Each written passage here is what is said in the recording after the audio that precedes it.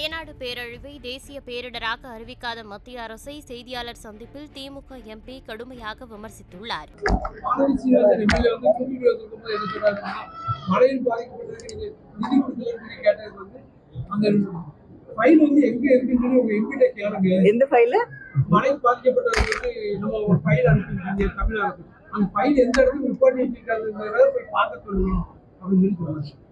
இதை பல முறை நாடாளுமன்றத்திலையும் கேட்டாச்சு. முதலமைச்சர் அவர்களே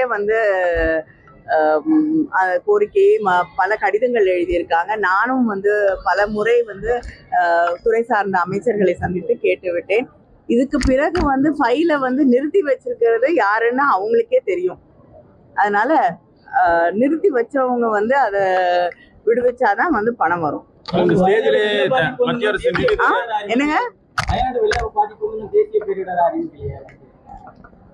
அவங்க எதையும் தேசிய பேரிடரா அறிவிக்கிறதுக்கு தயாரா இல்ல. என்ன காரணம், அவங்களே ஒரு தேசிய பேரிடரா தான் இருக்காங்க. யாருங்க?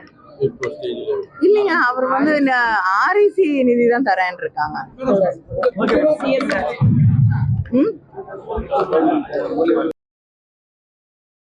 செய்திகளை உள்ளது உள்ளபடி தெரிந்து கொள்ள ரெஃப்ளெக்ட் நியூஸை சப்ஸ்கிரைப் பண்ணுங்க.